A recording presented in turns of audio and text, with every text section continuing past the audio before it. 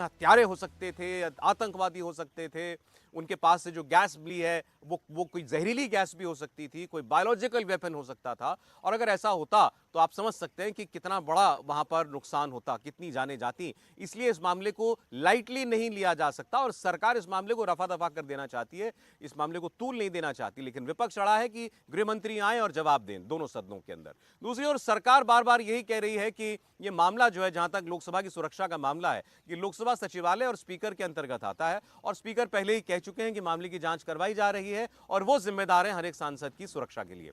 लेकिन फिर भी विपक्ष अड़ा है कि इस पर गृह मंत्री को बोलना चाहिए और प्रधानमंत्री को सदन के अंदर आना चाहिए। आज भी बहुत बयानबाजी हुई है, लेकिन पहले आपको हम दिखाते हैं अधीर रंजन चौधरी, जो कांग्रेस पार्टी के लोकसभा में नेता हैं, जिन्होंने कल ये कहा था कि ये देश का गुस्सा है जो सदन के अंदर इन युवकों ने निकाला था।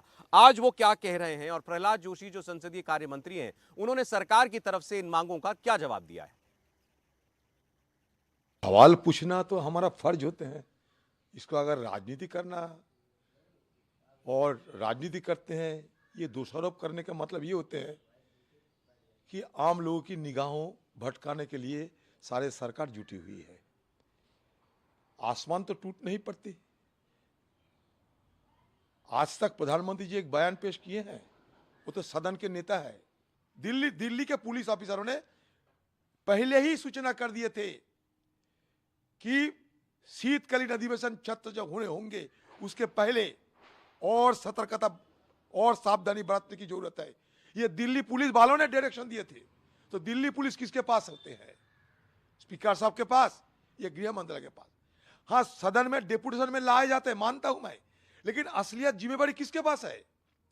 मैं आपके घर में किसी को भेजा, लेकिन जिसको भेजा वो तो मेरा ही एम्प्लॉय है, तो आखिरकार मेरा जिम्मेवारी नहीं होता क्या? सरकार की तरफ से क्या ऑपोजिशन सारे लीडर को बुला के वार्ता नहीं किया जा सकता? ये छुपाना चाहते हैं इनकी कमजोरियों को।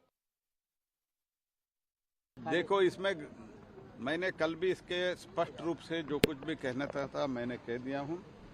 ये टोटल ये दोनों बिल्डिंग जो है ये स्पीकर के अधीन आता है, स्पीकर के कार्यक्षेत्र में आता है। स्पीकर साहब ने जो कुछ भी आदेश दिया सर्वदलीय बैठक बुला के, वो आदेश सरकार इन लेटर एंड स्पिरिट हम फॉलो कर रहे हैं। तो इसके बावजूद भी अभी कोर्ट में भी है मामला और जांच चल रही है, उच्च स्तरीय जांच चल रहा है, high level inquiry is going on. इसके ये सब चलते हुए इस बीच में हम सदन चलाने न देंगे। इनका स्टेटमेंट है क्या? ये सेंसिटिव मामला है, they should understand it, they should behave responsibly. Adhir Ranjan Chowdhury को आपने सुना, वो तो ये भी कह रहे हैं कि दिल्ली पुलिस को मालूम था जो कुछ हुआ, उसकी पहली जानकारी दिल्ली पुलिस को थी कि कुछ बड़ा ऐसा कोई व्यक्ति हो सकते हैं जो कि ऐसा कोई दुस्साहस करे। तो फिर आखिर क्यों गृह मंत्री नहीं बताना चाहते, जवाब देना चाहते? क्योंकि दिल्ली पुलिस तो उनके अंतर्गत आती है। और दूसरा, आप प्रहलाद जोशी को सुन रहे थे, उनका वही जवाब है कि स्पीकर जो है वो कस्टोडियन है पूरे प्रेमाइसिस के, लोकसभा संसद के, और स्पीकर ही फैसला करते हैं, स्पीकर ही अपनी ओर से जवाब दे रहे हैं और दे चुके हैं। पहले एक बार जरा और क्या मांग है और बीजेपी की तरफ से क्या कोई इस पर अश्योरेंस दिया गया विपक्ष को, विजय लक्ष्मी से हम जान ले। गृह मंत्री क्या जवाब दे सकते हैं, ऐसी बात कही गई है सरकार से? देखिए, सुशील मोदी साहब से बात की मैंने, कुछ और बीजेपी के नेताओं से अंदर पार्लियामेंट में बात हुई, तो उन्होंने कहा कि गृह मंत्री बोलेंगे लेकिन पहले रिपोर्ट आ जाने दीजिए, क्या जांच में तथ्य किस तरह के निकल कर के सामने आए। जब वो तमाम तथ्य आ जाएंगे तो गृह मंत्री सदन के पटल पर आकर के जवाब देंगे। लेकिन विपक्ष और जो अधीर रंजन चौधरी भी कह रहे थे, क्योंकि पार्लियामेंट की जो सिक्योरिटी है वो 3 लेयर सिक्योरिटी है और उसमें से 2 लेयर्स हैं, उसमें एक दिल्ली पुलिस है और एक CRPF है, यानी पैरामिलिट्री फोर्सेज है।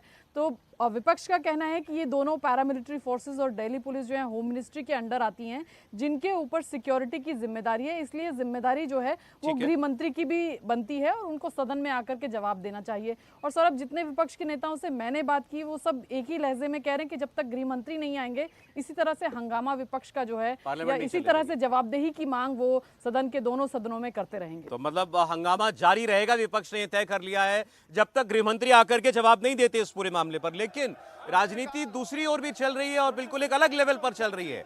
अब भारतीय जनता पार्टी ने ये जो 2 लोग जो सदन के अंदर, एक व्यक्ति जो सदन के अंदर दाखिल हुआ था और दूसरा ललित झा जो कि बताया जा रहा है इस पूरे मामले का मास्टरमाइंड है, इनकी तस्वीरें निकालकर ये साबित करने की कोशिश की है कि इनके तार तो दरअसल ये जुड़े हुए थे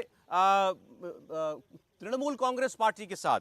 आपको बता दें, ललित झा की एक तस्वीर तपस रे जो कि टीएमसी के विधायक हैं, उनके साथ भारतीय जनता पार्टी शेयर कर रही है। और ये वो व्यक्ति है ललित झा जिसको इस पूरे मामले का आप कह सकते हैं ब्रेन बताया जा रहा है, मास्टरमाइंड बताया जा रहा है। ये संसद के बाहर खड़ा होकर के जब नीलम और वो दूसरा व्यक्ति, वो लोग जब नारे लगा रहे थे और यहां इन्होंने स्मोक कैनिस्टर खोला था तो ये वीडियो बना रहा था। इन सब के फोन इसके पास थे और आज खबर आई है कि ये फोन उसने जला दिए थे। तो ये एक किस्म का मास्टरमाइंड व्यक्ति ललित झा, ये तपस रे टीएमसी के विधायक के साथ दिखाई दिया तस्वीर में। इसको बीजेपी एक बड़ा मुद्दा बनाना चाहती है। लॉकेट चैटर्जी जो सांसद हैं, उनकी बात सुनिए।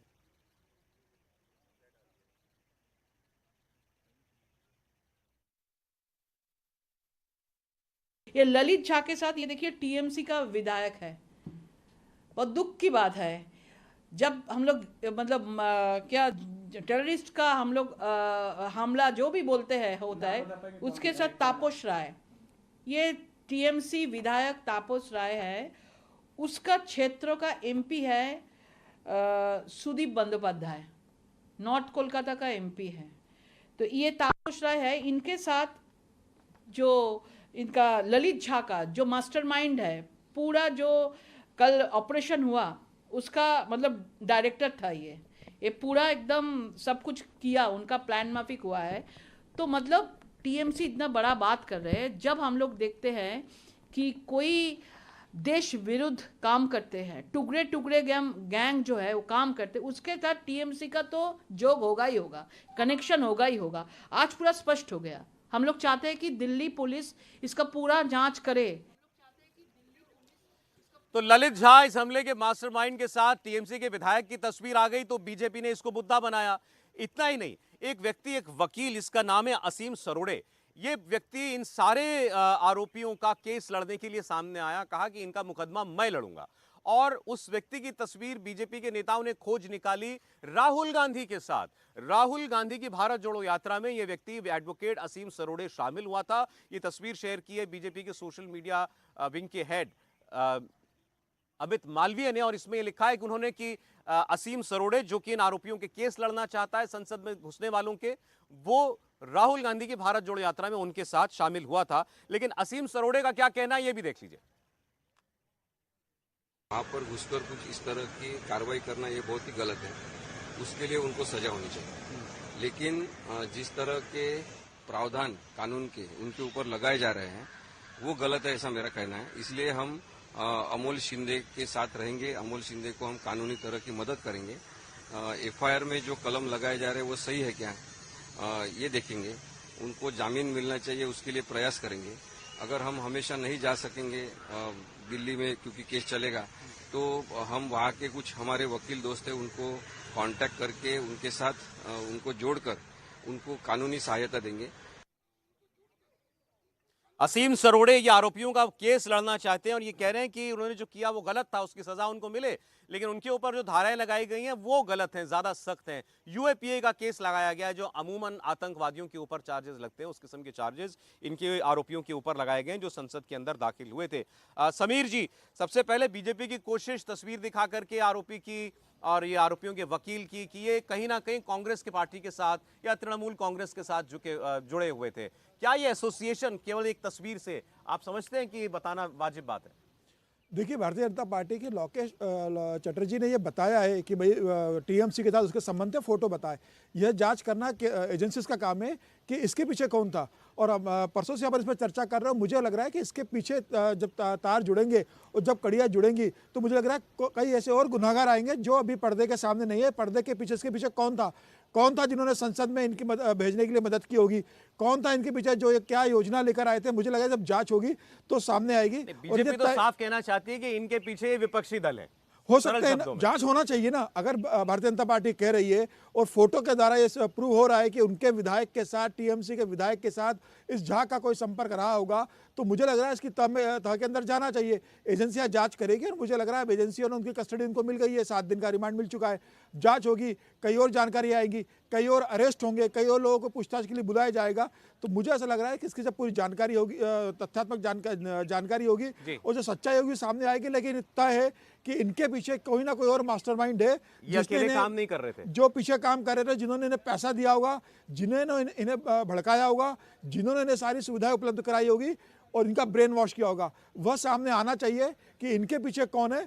तब मालूम पड़ेगा कि किस तरीके से संसद पर हमला करने की रणनीति बनाई गई, केंद्र सरकार को बदनाम करने के लिए और मोदी की लोकप्रियता को बदनाम करने के लिए, और ये बताने के लिए कि भारतीय संसद के अंदर किस तरीके से लोग घुस सकते हैं। मुझे लग रहा है इसकी पूरी तहकीकात होना चाहिए और सोशल जल्दी मीडिया दूध के का दूध जरिए ये पानी लोग का पानी सामने होगा। आए, ऐसी अभी तक जानकारियां आई हैं। दूसरा, ये स्पेशली लखनऊ जाकर के खास किस्म के जूते इन लोगों ने बनवाए, उन जूतों के अंदर कैविटी क्रिएट करवाई, जगह बनाई उसके अंदर, ताकि उसमें वो स्मोक कैनिस्टर जो है वो रखे जा सके और वो इनको फिर पार्लियामेंट के अंदर ले जा सके।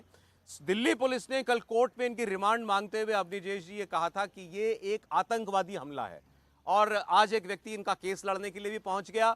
उसकी तस्वीर राहुल गांधी के साथ दिखाई दे रही है, दूसरे आरोपी की तस्वीर टीएमसी के विधायक के साथ दिखाई दे रही है। सवाल ये है कि संसद की सेंधमारी के पीछे क्या कोई राजनीतिक दिमाग था?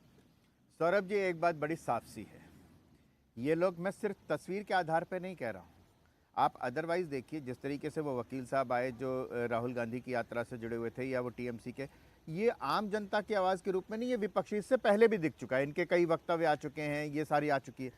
इम्पॉर्टेंट बात क्या है सौरभ जी, जो हम लगातार जिसको मिस कर रहे हैं, अगर ये भारत की सरकार की नीतियों के खिलाफ लगातार ये इकट्ठे हुए थे, तो इनको संसद के अंदर घुसने के लिए किसी विपक्षी सांसद से पास लेने की ज़रूरत होती, वो उनके लिए ज़्यादा स्वाभाविक था।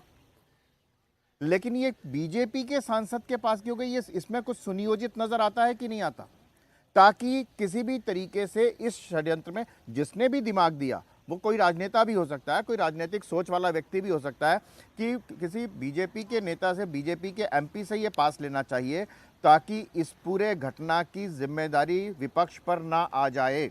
इतना सोच समझ के काम किया गया है। आप सिर्फ जूते की बात कर रहे हैं, मैं कह रहा हूँ इससे भी ज़्यादा राजनीतिक जो दूर की सोची है कि किसी ना किसी तरीके से बीजेपी के एमपी से अंदर घुसने का पास लेना चाहिए, ताकि विपक्ष के आ जाए। इसलिए जब अधीर रंजन चौधरी कहते हैं कि पहले से मालूम था दिल्ली पुलिस को, दिल्ली पुलिस की अलर्ट आती है, लगातार आती है, पुन्नू की भी धमकी आई थी, लेकिन आप सौरभ जी एक बात बताइए कि वहाँ उस गैस में एंथ्रेक्स भी हो सकता था, उस गैस में कुछ और भी हो सकता था, प्लास्टिक के रूप में कोई और वेपन, बायोलॉजिकल जैविक हथियार भी हो सकता था। तो इसमें किसी भी तरीके की ये बात सोचना कि ये आतंकवादी हमला नहीं था, ये कतई इसको गलत नहीं कहे। बिल्कुल घुसना, यही बात आप कह रहे हैं, ये जिम्मेदारी सरकार ले, और वो ये कह रहे हैं कि वो भी कह रहे हैं कि भाई कोई भी गैस लीक करा सकता था वहां पर जाकर के, अगर कोई। मैं इसलिए कह रहा हूं कि आज एक बात वो कह दें, विपक्षी दल आज कहे ना कितना बड़ा खतरा था, तो यूएपीए लगाना बिल्कुल ठीक है इन पर,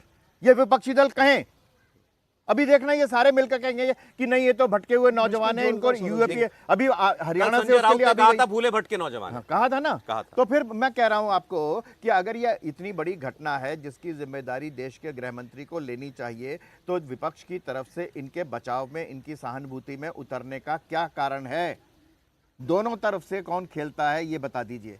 और क्यों ऐसा हुआ कि ये विपक्ष की आवाज़, महंगाई, बेरोजगारी, ये सब के लिए हम आए हैं, हम तो आवाज़ उठाने वाले हैं, ये जनता की आवाज़ है, जो जनता की आवाज़ तो विपक्ष उठा रहा है ना, तो विपक्ष के किसी सांसद से एमपी पास लेते ही नहीं, लेकिन नहीं, वो उसमें जवाब ये दिया गया था कि जो व्यक्ति जिसने पास लिया, मनोरंजन शायद, वो उसके पिता जो है मैसूरू के, उसके पिता प्रताप सिम्हा को जानते थे, और इसलिए उसको लगा कि यहाँ से मुझे पास मिल सकता है। बात ये नहीं है, बात ये है कि जानते थे, ये बात अलग है, लेकिन किसके का, वो तो उनको तो उनकी आवाज़ थे ना, विपक्ष की, ज़्यादा स्वाभाविक था उसके द्वारा लेना। ठीक है, ये तो बड़ा स्वाभाविक है। जोड़ देता हूँ सरोज जी। हाँ जी, मेरा कहना है कि अधीर रंजन चौधरी लगातार ये कह रहे हैं कि सरकार जिम्मेदारी ले।